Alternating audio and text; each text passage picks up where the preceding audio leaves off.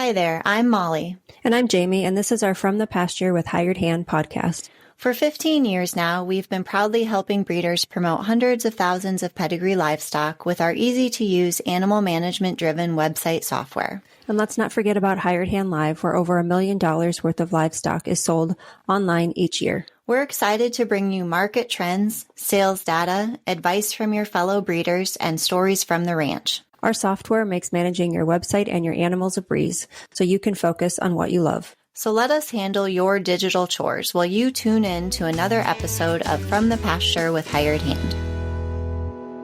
Welcome to this episode of From the Pasture with Hired Hand. Today we're visiting the beautiful pastures of Freeman Ranch in Yoder, Colorado. My guest is Russell Freeman, and I'm your host, Molly Clubb. I'm excited to take you on another journey into the world of Texas Longhorns and the breeders who care for them. Thank you so much for taking the time out of your busy day to join me, Russell. Thanks for your time, Molly. Well, go ahead and start by telling our listeners a little bit about yourself. Well, I'm a fifth-generation native Coloradoan, which there's not very many of us.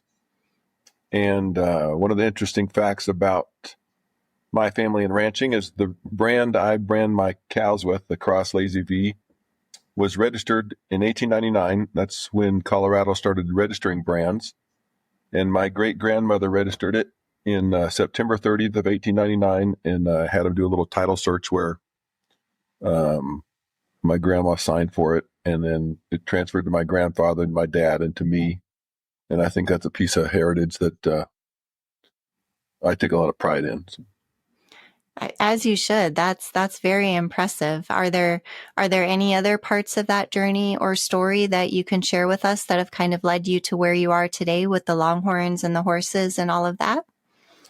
Well, almost everyone listening to this has a family, and like families go, sometimes there's tragedies and sometimes there's good times, and the whole thing nearly fell apart, and I've been able to put a ranch back together and cattle back together. But as families go, sometimes it doesn't pass to the next generation as well as you would like, and but we've overcome all the things and still getting it done. Well, where is your, how big is your herd at today? Like most people, we have too many. That's, there's a lot of people in the Longhorn business that have been around very long would say they probably have too many cows. And, we have, since I started in Longhorns, and I guess I got my first Longhorns in 2014, because I bought a ranch 2 hours south of me, and I moved all my commercial cows, my beef cows, to that ranch, and the place I was living at, where I had my office and different things, was then the smaller ranch. So I started with Longhorns, and since then, in 2022, we were able to move the whole facility down to the bigger ranch, and we have, when people talk about cattle and the Longhorn or anybody, I usually refer to mother cows as how many cows you have. Some people count total head, and if you count total head between wean calves and bred heifers and some trophy steers and some roping cattle and miscellaneous things, there's a lot. I think we have somewhere around 100 head of mother cows. We also have some partnership cows with Jernigans. The Jernigan Freeman partnership's pretty known in the industry, and it's God really blessed us, and we've been able to, we work really well together, and we've been able to put together a pretty big, powerful set of cows. So we have, we just went through and preg checked the cows, and with my cows and their cows and our cows and all the things, there was just short of 200, I think. There's a bunch of cows here. Well, go ahead and tell me a little bit about what made you decide to add Longhorns to your operation. So I'm a data guy, and I like dealing with data points. And I was running just commercial cows in the late 90s. And in 2002, there was a big drought in Colorado, and we had to sell all our cows. And because I was looking at, I like data points, and I was keeping records on all kind of things. I started looking at different breeds of cows, and obviously Angus is the one that Angus advertising is worldwide, and they do a great job, but I didn't want to be like everybody else. So at that time, I got into the Bronby business, which is the beef cousin to the brown Swiss cows. And I was in that breed for about, till 2013, I guess. And at which time I was president of that board twice. And we were trying to do some things that may or may not have worked out. Anyway, and I turned my cows all into commercial cows and had the opportunity to buy a ranch. So I put them down there. And I'd grown up with the Dickinson kids, and Daryl and my dad were friends before they got married. In fact, my grandma was Daryl's elementary school teacher, so our family goes back together and tied together with those guys, for a lot of years. And I grew up, going over to their house and hearing Longhorn names, and they were talking about showing cattle and doing all the things that when you're young seem more exciting when they're doing it and you're not. And so I tell Daryl, after 40 years of his propaganda, I finally fell for it and started buying some Longhorn cows. So, and I studied on it, and you go to some Longhorn sales, and at the time, all things being equal, always the good cattle always sell better, but all things being equal, the white ones are always the cheapest and still are. And then the red ones are kind of next. But what I noticed, the black cows were never at the bottom. So I thought, well, if I start out with black cows, at least I won't be at the bottom, and then I can work up from there. And I like playing with genetics and don't mind taking the time and putting the work in to make them good. So I just started buying black cows, and I'm pretty confident we have more black Longhorn cows than anywhere else in the world currently. We've got, 80 Longhorn cows that are black, or in true black. So that's how I started. So how many head did you start with back then? I think I bought 5 cows from Daryl and some embryos.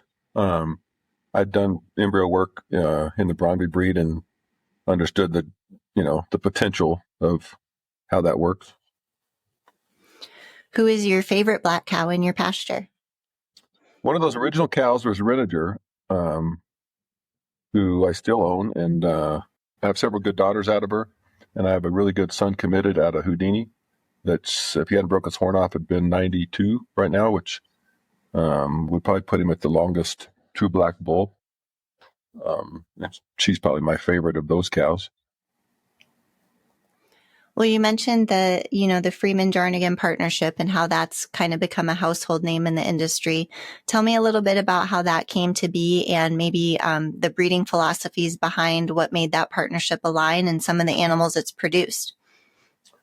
So the way that happened, I would talking to Joel Dickinson about a bull, and I wanted like most of us, we don't have enough cash to buy the high dollar top proven bull, so you take a gamble on younger bulls. And so I bought a bull from him, a black bull, and as the shipping worked out, it got shipped to Jarnigan's, and then Jamie Jarnigan has some family, lives in Denver, so he was just going to bring it out and drop the bull off on his way to see his other family. And so they dropped the bull off and toured my facility and saw my program. And they said, I'd like to do what you're doing. I know, I really like what you got going on here, and I'd like to do that. So we started talking about how we would work together. And then Marty Lancaster was selling the Winning Honor Bull, which at that time was the 3rd longest horned bull in the world. And so we partnered up and bought the Winning Honor Bull and started then. And then we started buying a few cows together. And that really developed into some amazing things. We bought the Just Drag Iron cow from those guys in Indiana, and she's the mother of Justice Tough, or just a cowboy, that Shigota's bull that just blew past 90 and the fastest bull to 90, and we were able to put that mating together, and we have full sisters and half brothers to him. And Jamie put that all together. We weren't the winning bid at the auction, and they didn't quite get enough, but Mr. Jernigan is a good deal maker, and he put a deal together that the other guy couldn't refuse, and it all worked out real well. And then it worked out that lightning in a bottle was becoming on our radar as a black bull that had potential horn growth. And at the time, Justin Hansen was letting people bring some heifers down to breed to him. And Jamie took our heifers down there. We had a group that we take down there. And Justin realized that he could tell from the looks of our heifers and the condition they were in and the shape they were in that we cared a lot about Longhorns and trying to make them good and taking care of them. And next thing you know, we put together a whole deal where we were buying all of Hansen's cows. And we partnered with the Smiths. That's kind of when the Smiths were just getting into it. And somehow the Smiths and Jarnigans were friends from Kansas in high school or something. I don't know exactly how that goes, but anyway, it worked out. So we got a kind of a closed herd. Hansen's cows, it's the only herd I'd seen, and there's a few others around. You can probably go to a few other top breeders and find out where you can get the whole factory. You can find the mother and the grandmother and the great grandmother and the sire and the grandsire, and to get all of that factory put together, it was an amazing blessing. And time will tell how well we do with manage it, but I think we've been able to create some exciting things. How do you think geography played a role in kind of helping that partnership and some of those purchases come about? Mr. Hansen had recently moved from California to Texas for whatever his reasons were. And at the time, I don't know, I think he was, whatever his reasons were, he was ready to get out of the Longhorn business. I think he tried to make a move and hoping that would make a boost, and it didn't work out quite like he thought, or maybe, I don't know, for whatever reason, he shortly after that got into some Charolais cows and some different cows. And I think that made it accessible to us to being that closer.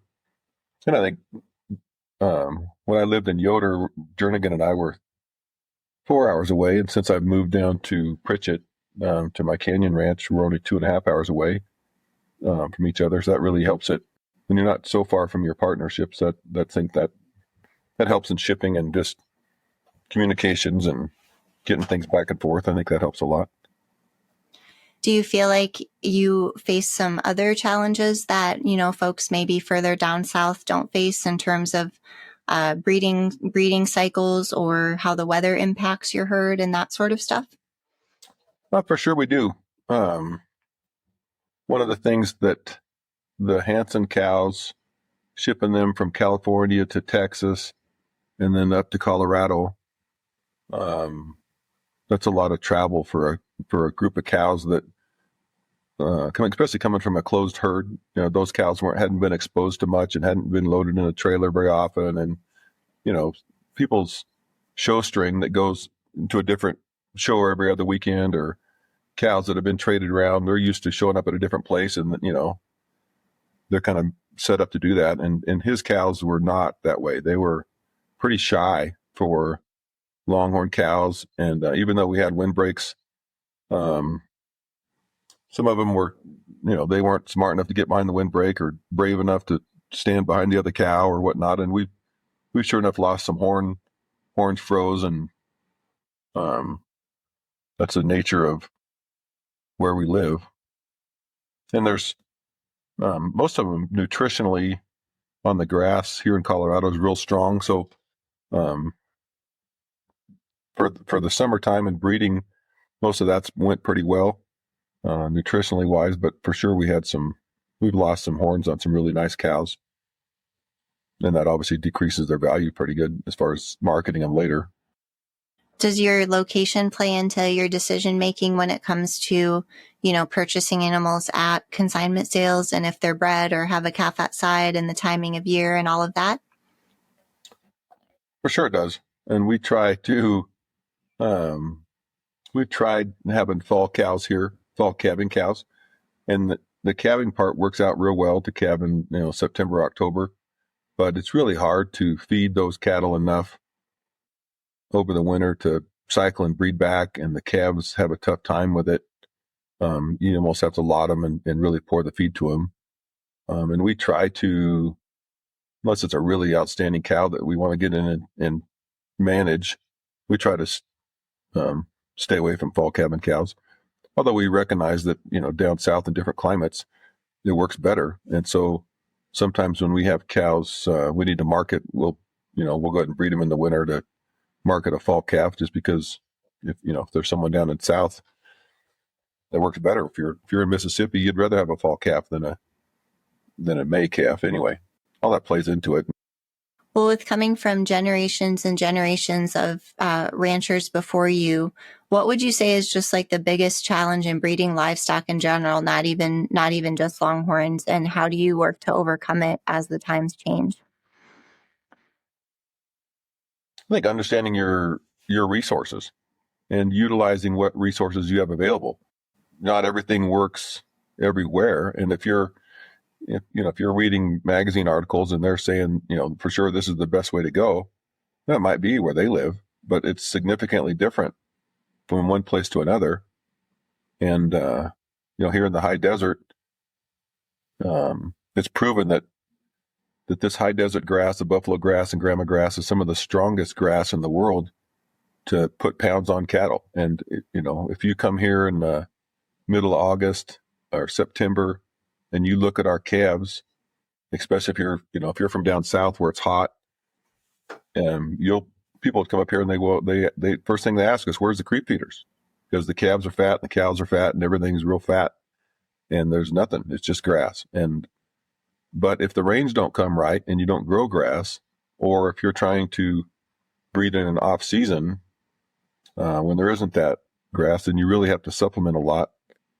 I know there's a lot of guys that, for whatever reason, calve in January and February, and I think that's a really, if they have the extra resources to put into the feed to make that work, to breed early, that's fine. I try to be a little bit more with nature, and so I don't have as much expenditure cost into it, and kind of follow the deer pattern. When the green grass starts coming up, it's a lot easier to get cows to cycle, and it's a lot easier to breed that way. Are there any sustainable practices that you work into your breeding program or your ranching overall? Well, one thing that is different here than, per se, like in Missouri or Ohio or Virginia or wherever, those guys can run 6-8 cows per acre. And here, our animal units is 50 acres per cow. So legs and feet are more critical here than a lot of places. And our cows have to walk, and it's required to walk quite a ways. And here in this canyon country where I live now, that's rocks and cactus, and it's good grass, but there's rocks everywhere, and it's half of it's uphill or downhill. And so feet and legs are a lot more critical to me than they would be, say, to a guy in Virginia or Florida or Georgia, something like that. And so I have to pay attention to those and be more critical of those than they would have to be, just because of my environment. And now a word from our sponsors. Do you sometimes feel like you're the only one who doesn't have it all figured out? Rural life can be isolating, but it doesn't have to be. Welcome to Ag's Most Okayest Farm Girls, the podcast for women who are craving connection, laughter, solidarity, camaraderie, and just overall encouragement in your everyday life and dreams. Each week, your hosts, Annalise, that's me, and Courtney will cover topics such as farm life, mom life, making money online, side hustles, hobbies, sharing on social media, jobs off the farm, and so much more. Us rural gals need to stick together, so saddle up for some fun, real, and unsolicited advice and stories from our everyday farm lives. Grab a drink, we're Ag's Most Okayest Farm Girls, and we're here to help. Listen wherever you find podcasts. Are you a new Longhorn breeder eager to educate yourself on market trends and sale prices? Stay in the loop with our text messages.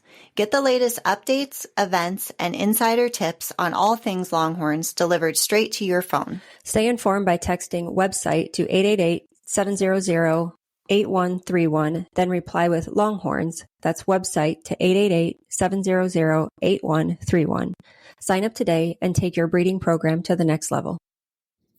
From the Pasture by Hired Hand is presented by R3 Hilltop Ranch.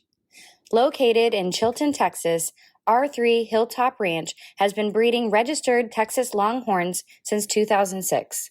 What began as 3 heifers has grown into our current herd, which you can explore on our website at r3hilltop.com.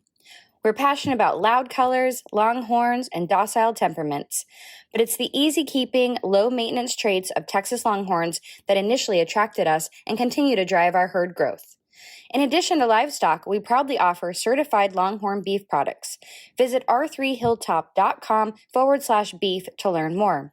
Thank you for listening and enjoy exploring our ranch online at r3hilltop.com. You mentioned earlier that you have experience with embryos, or you had experience with embryos prior to getting into Longhorns. Are there any, did you implement some of that, or are there other innovative practices or technologies that you've added to your breeding program that have kind of aided or impacted your success? We've really struggled with finding a good protocol to get Longhorn cows to cycle to AI. And when I've talked to the people that are real good at it or had success at it, you really have to spend a lot of time with your cows to watch them come and heat, because Longhorns seem like they're more timid, or they're quieter heats, or they just don't have aggressive heats. So I haven't found that time yet. So we kind of slowed down our AI program. We've had some success with embryos. Nutrition is key to that. If you're not, a cow has to be gaining to cycle well. And I think it's interesting is there's some cows, which people don't really think about, that, like a cow has a long tail, which Jane Bondma said that's the longest thing from her heart. So if she has a long tail, it must mean she has a good heart. And so that's a trait you could select for. And, some of them are easy fleshing and some of them are skinny, so you can select for the easy fleshing ones, and you can select for the milking ability. And I think there are some cows, and it's not really trackable, but I think there are some cows that make embryos better than other cows. And a point to that, a friend of mine in the Kent Garrett is a friend of mine in the Bronby business, and he was in that business early on, and we went through a semen tank because he was older, about to retire, and I was looking at improving my genetics, and he had all of these embryos out of this one cow, like 50 or 60 embryos out of 6 or 8 matings, all the same cow. And I said, well, tell me about this cow. He said, well, she's just kind of a cow, but she flushed real well and made embryos, and it was fun. And we made good, and it was fun making embryos, and she made embryos.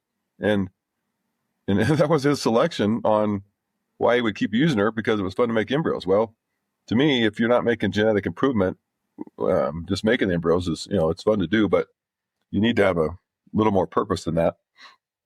Anyway, I think that there's some cows in the Longhorn business, and I would say that the more you flush cows, the more you mess with their genetics, the more you realize there's variables you can't comprehend.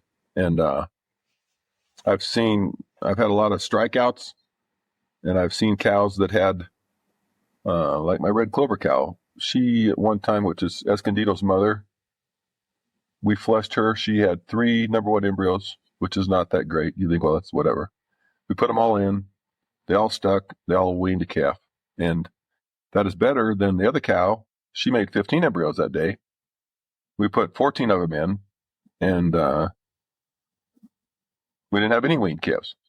And so there's a science. There's more to that than I think we know about making that work.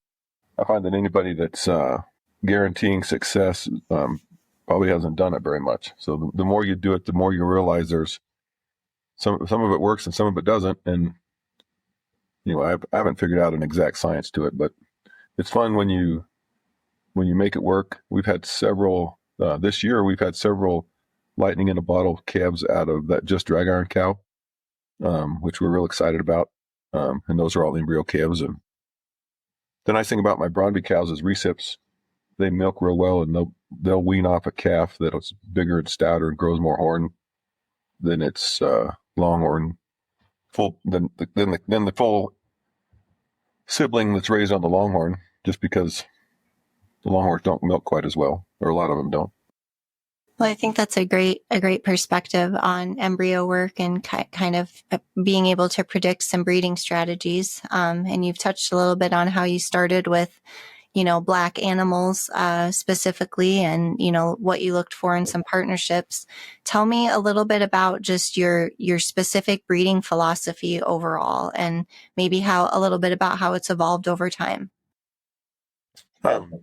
We also, I guess I'd say we also make horses here, and I'll find, and we breed horses, and I'll find that just like bulls and stud horses, both of them, you can't tell what they're going to do until you breed them. There's people that say this is a guaranteed thing and something produces this, guaranteed. And I find there's a lot of variables I don't comprehend, and there's a lot of variables I can't get my mind around. And I guess I'm not afraid to try something that hasn't been tried, with the idea that that one worked once, but there might be something else that matches up better. And you get some success of that, and some of them aren't so successful. So maybe I need to be a little more focused and not try so many obscure things. But when you're trying to be the seed stock producer, and you see where the trends are going in the breed, at times I try to think about it and create the outcross that will be coming up or needed in a couple of years. That's one thing I think the Hansen herd really did for us, was he hadn't sold very many cows, or his genetics. Rural Safari Sun had been used a little bit, and Really Screwed had been used a little bit, but not very much. And I think that was as you can see, there's a lot of that got used in the last few years, and really made an impact. And it ties in, the longer horned, between Cowboy Tough Checks and Drag Iron and a few of those bulls that were real popular.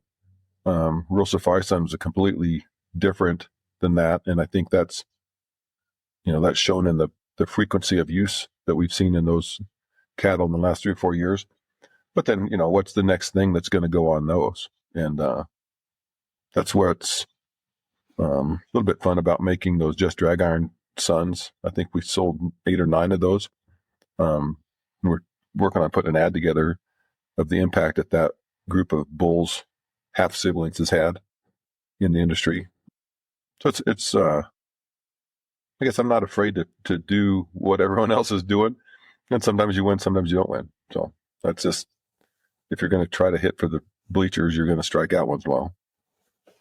So are you willing to share any of those predictions, or maybe, future trends that you're thinking might happen with us? Or are you keeping those pretty close to the vest still?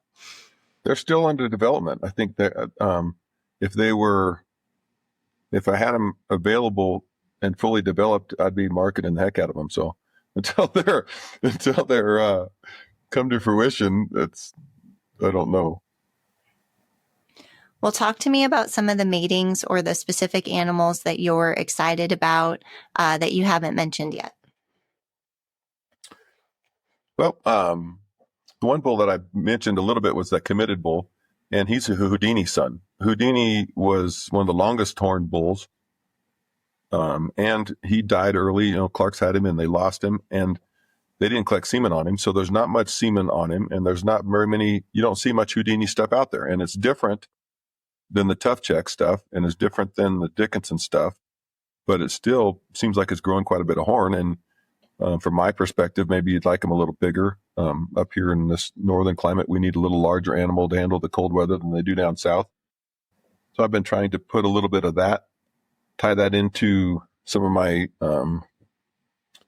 genetics, and just to create a little bit of an outcross thing. I mentioned the red clover cow, who's Escondido Red's mother. That's a bull that, was one of the fastest growing horn bulls. He's the sire to Red Dust, who's the fastest growing horn bull right now. This really fast horn genetics. And they have a little more base than some people appreciate. I've got a son of her out of Rural Safari Sun that's black and has all kinds of muscle, and I'm real excited about him coming up. I think the Rural Safari Sun with different matings on the bottom side still has a lot of potential in the industry. I don't think we've maximized that yet. So, and it'll be interesting, with Tough Checks and how many sons there are his, and now with the 3 or 4 really good sons he has, and the grandsons. It'd be interesting to see how much that gets tied into different people's packages. It was before my time, but you look at Rio Grande, there's a bull that had a huge impact on the industry, and you can't find any cows that don't have him in the pedigree somewhere, just because he was so influential. And not saying that's a bad thing, but it's there's some people that try to look for an outcross and something that doesn't have this or that in it. But it's interesting how the really impactful bulls do wind up in most pedigrees. What does your program look like 5 years from now, 10 years from now? Where do you hope that you'll be? I hope I'm marketing better than I am now. I'm a pretty good producer, I'd like to think, but I'm a horrible marketer. I'd rather do chores and make cattle than talk on the phone. I have a full-time website person now that's doing it on my horse site, and we're getting Longhorns and put on the website. And the beauty of the Longhorn industry is hired hand. And I don't know of any other industry that has a website that intermingles and has such a record. That's an amazing thing that you guys did early on. That's really helpful. I hope to, by springtime, having the site updated, and as every breeder knows, that's a constant battle, is keeping their website up to date, and hopefully I'll be able to get some more marketing that way. In 5 years, I hope to be, I guess, a little more focused. We've got, I have some cleanup I need to do, I guess, culling out the things that didn't work, and focus up a little bit. I think that's my goal in the next couple of years anyway. Is there anything that you wish you could go back in time and change when you started that would have you be a little bit further along or a little bit happier with where you're at now? Well, it'd be nice to know what's going to work and what doesn't work, but you can't until you try. So I would, it's like anything, if you knew what didn't work, you wouldn't have tried it, but you don't know that until you try it. So that's how you learn. And I think that's the fun of the Longhorn, is that you don't know what's going to work exactly. And the beauty of it also is that you're in the Angus business. If you have a 6-year-old cow, she's going downhill. She's not going to get any better. She's decreasing in value every day. Where if you have a 6-year-old Longhorn cow that's 88 inches, she could create more value in the next year or two if she goes over 90. If you got, and that's the fun of the Longhorn business, is that they could increase in value at any time, but the same thing, it takes so long. It's such a patient waiting game. It takes 2 or 3 years to figure out which ones are going to work or not, and then for a bull to try to figure out if he's going to produce something or not, and then it's a challenge. It's not a get rich quick scheme. It's a long-term, slow process. And if you make the wrong mating, well, then that really sets you back. If you use the wrong bull, I think a lot of people try that. We found that, Jernigan and I found that with the Winning Honor bull. He was the 3rd longest horn bull in the world, over 90 inches. And we've used him for a couple of years and realized he was not producing, and maybe everybody else knew, but we weren't smart enough to know that he wouldn't produce as much horn as he had. And he produced nice bodies, and he produced some other things that we liked, but his horn wasn't working out. And even though we spent more money than we ever thought we'd ever spend on a bull on him, we realized that using him wasn't going to work long term, and we had to get rid of him. We had to move him on and retire him as a herd bull. And I think some smaller breeders, or even bigger breeder, I don't know, I think smaller, when you're new into it and you pay a lot of money for a bull that you really have a lot of hope for, and maybe you fall in love with him and he's friendly to your wife or whatever, your kids like him or whatever else, and you get attached to him. And even though you realize he's not doing what you need to do, he's not moving your program forward, you stick with him just because that's what you paid a lot of money for. And you start picking up how much per dollar per pound it's going to cost to eat him. And you realize you can't afford to eat him either. But if you don't, your program goes nowhere. And I think it's the important part that people need to do is, when you look at your herd sire, is he, if you go out and look at his weaned calves, are they better than he was? Are they, better than last year's calves? And if they're not, you need to look for something else. It's amazing in the Longhorn deal, how many really good bulls, how many older bulls that have really done well that are for sale pretty cheap. And then you can take a risk on a younger bull and see if he produces something. And because sometimes the known, if it's not working out, it's better to go with an unknown, I guess, in my mind, because the unknown might work better than the known if the known one's not working very good. That's some valuable advice. Is there any other advice you would share with new breeders to, help them maybe start off a little faster or start off on a better foot based on things that you've learned? If you look at successful programs, then I would encourage people as much as they can to go look at 6 or 8 or 10 breeders. Find guys in your neighborhood, even if they're smaller breeders, bigger breeders. Try to go look at them and talk to them. The nice thing about people in the cattle business, and especially the Longhorn business, is they're all pretty friendly and they're all pretty humble, and they're all trying to, we're all just trying to make it. And most people will give you some advice, and most people, people aren't just going to try to mislead you necessarily. And if you go visit those people, you'll see things you like and things you don't like. And as hard as it's, I would say that if you can, try to buy the best cows you can and just buy a couple. And what generally happens is people aren't willing to spend the bigger dollars on 1 or 2 cows. And so they buy cheaper ones. And it just takes a long time to get those. It takes multiple generations to get those good. And a lot of times, if you had to put all that money together and just buy one cow that you can build a program around, you're better off. And now let's hear from our advertisers. When it comes to buying and selling livestock, trust is everything.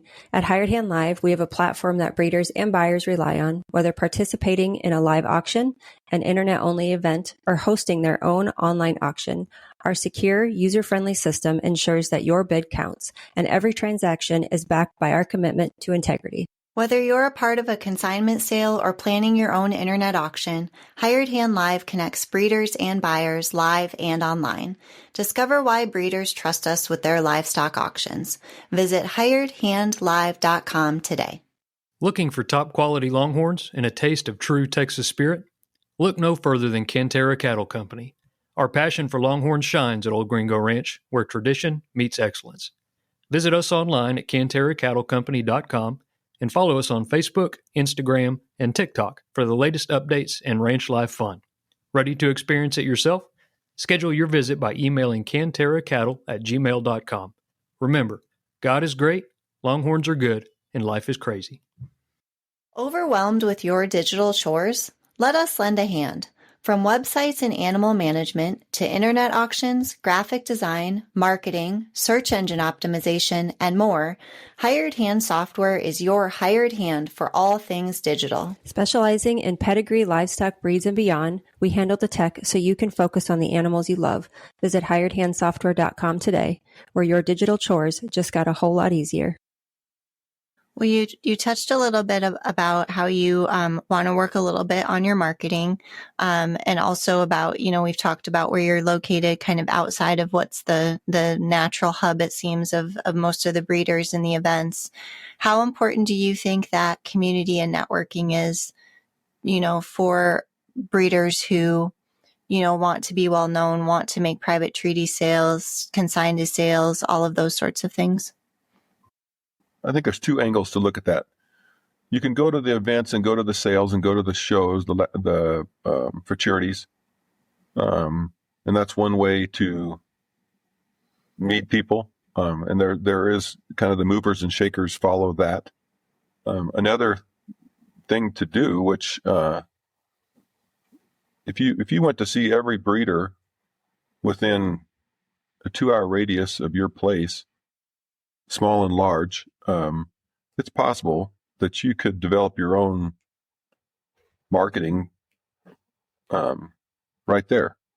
And I think that part of the challenge, too, with the new breeders is you think, you see a cow sell for 380,000 or 400,000, or or you bought yours for 15,000. Well, the reality is that's you can't run your budget. You're not gonna sell her calves for that same value, more than likely, and there's going to be some of it doesn't work. And if you could lower your expectations on sales, but then still try to have a solid, do the best you can with your breedings, and try to get nutrition. I think another thing, that's a lot of times you can't starve a profit into cattle, and a lot of people undervalue how much nutrition plays in getting their, especially horn growth. It's critical. If they miss a couple months or don't get enough milk, or at weaning, if you're feeding them cactus, which sagebrush, which longhorns will get by on, but they're not going to maximize their horn growth on that kind of diet.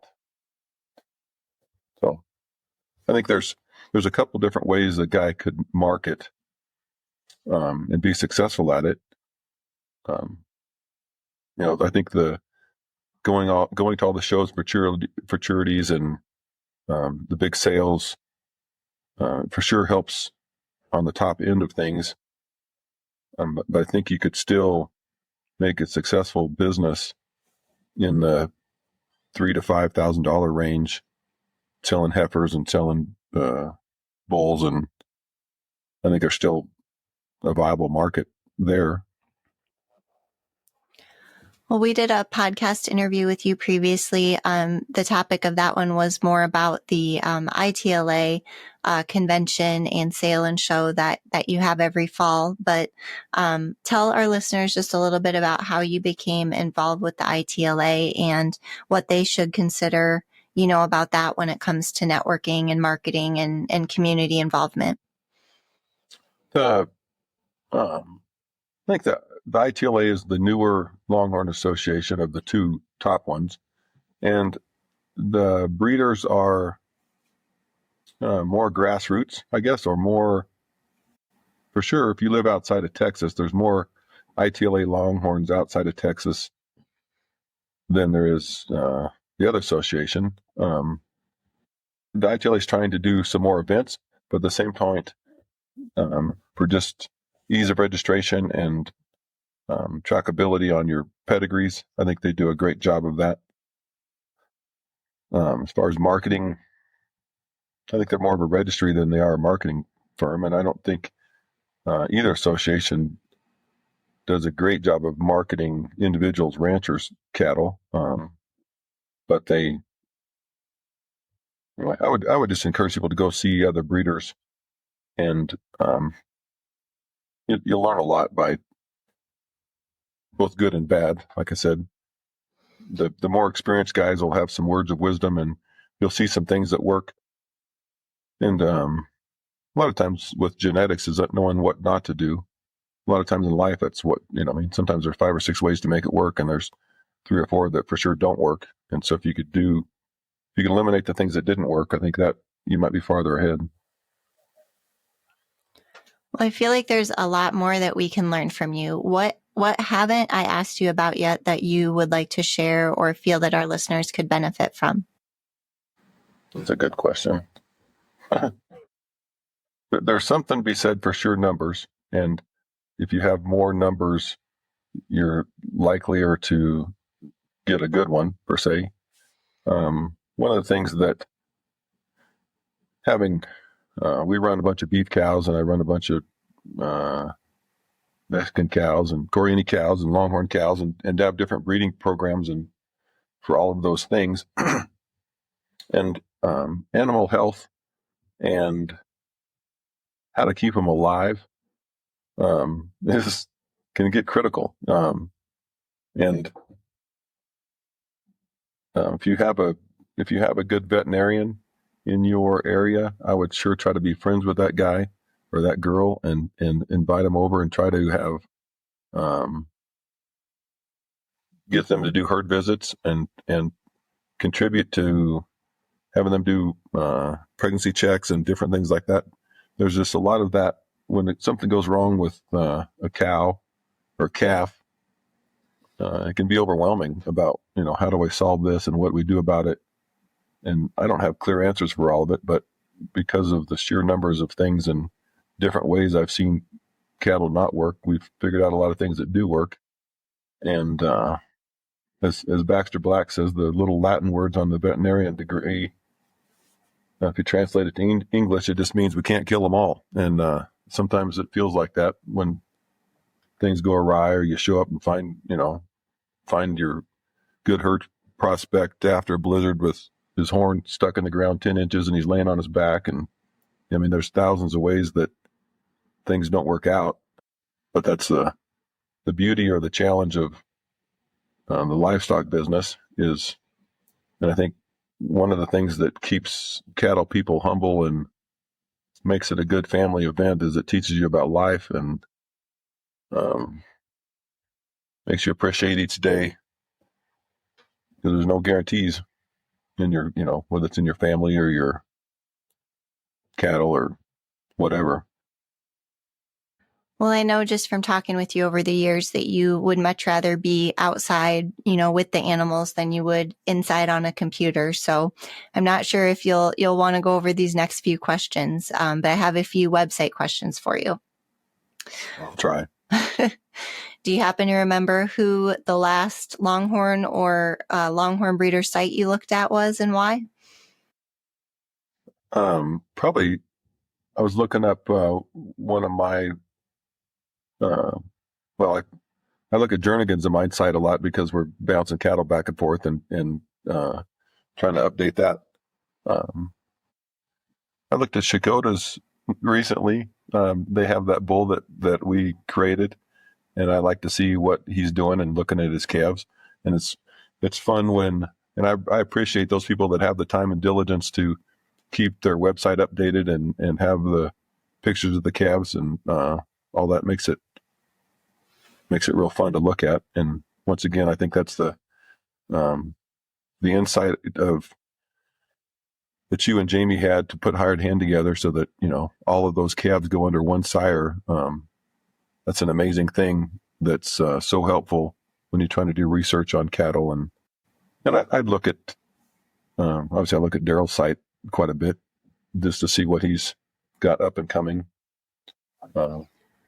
That's what I was going to ask you, maybe your most viewed Longhorn site, and I was figuring your answer might be Daryl's.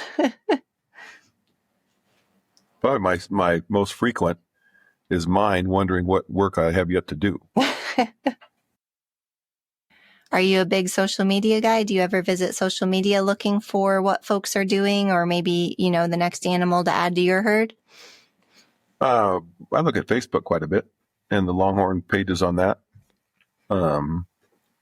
Obviously, the Mike and Linda Metcalf were friends of mine and neighbors of mine, and them getting out of the business has sure changed the Longhorn pages as much as Linda used to be on there posting cattle. And I joke with her, she gets bored, she could, I could send her pictures and she could start doing the same thing with mine. But anyway, I follow along on there, and that's it does. I don't watch TV, so that's about the only news I get, and I'd rather get Longhorn news than political news. So, do you ever use Hired Hand Live to tune into any of the sales that you can attend, or ever bid on animals that way? I have. I have an active account there, and really I appreciate the text that you guys send on sale results, and sometimes I've watched those, and that's reminded me to get on a site, and I've bought cattle when I saw trends going up or down on a given sale. Those are, I think those are both viable tools. I like text versus phone calls. Where I live out in this rural setting, I barely have enough signal to make a phone call a lot of times. So I'm one of the few people that would rather text than call. And those old guys that say, "Oh, you should make a face-to-face phone call," I'm like, well, I'd rather send me a text. But do you ever run into any problems when you purchase kind of spur of the moment? Maybe do you ever run into any problems with hauling since you're located outside of Texas, or do you have some good connections there? I've found that the people in the Longhorn business are very easy to get along with and cordial, and they help out. If you get, I don't know, like I've bought cattle and didn't know anything about how I was going to get it done. And somebody there steps up and says, I'll take care of it, or I'll take it home. And, you know what I mean? You come by here in a couple of days. And that's I think part of the beauty of the Longhorn family is, I can't say it's just me having a good reputation. I think that's pretty well across the board. People try to take care of each other, and I've hauled cattle for people, and they stayed here for a few days. And in fact, my good buddy Bob Larson, before I even met him, I had a cow at my house 3 or 4 days, and all of a sudden went out there, the cow was gone. I was like, well, I guess she showed up. I mean, didn't have time to watch the corral, and nobody was going to accidentally show up here and steal a Longhorn. So, yeah, and so I think I appreciate the Longhorn family about that, and it's always worked out, and maybe I shouldn't be so entitled or easy about that, but it seems like, I'm confident if I buy a cow at any sale, somebody there's going to be nice enough to get, help me out with it, and even if I don't have it planned out ahead. So, Well, I think we've covered all my questions. Is there anything else that you want to share? for those people that are just starting to think about Longhorns, if you haven't bought yours yet or only bought one or two, it's a fun industry and a fun breed, and the beauty of it, and like Mr. Jernigan is a good representation of that. What he loves about the Longhorn business, he's been successful in other enterprises, but this business has all of his kids and all of his grandkids excited, and it's something they can all get together about. And it's, even though they're all big sports fans or whatever else, everyone in his family can get together and talk about the Longhorns and what they're doing, and get excited about it. And there's not very many other things that can bring a family together as much as that. And I think it's not just cattle. I mean, you have brown cows or black cows, and people just walk by as cows. But if you have Longhorns, anybody that's ever hauled a Longhorn, when you pull into a gas station or a truck stop, people are attracted to Longhorns. They'll come up to them. And to me, that's what's fun and exciting, to have people interested in things you're doing. Well, thank you so much for taking the time to join me today. I really appreciate it. And I would encourage everyone listening to go visit your website and, look through all of the different ways that you have your animals organized, and, all of the information about them. There's a lot you could learn on your website. So I encourage everyone to visit. Thank you. Thank you for joining us on From the Pasture with Hired Hand. We hope you enjoyed this visit to Freeman Ranch and learned something new about the world of Texas Longhorns. If you liked today's episode, don't forget to subscribe and leave a review. You can always explore more stories from the pasture by visiting our website or following us on social media. Until next time, remember to appreciate the pastures you roam and the traditions that make them special.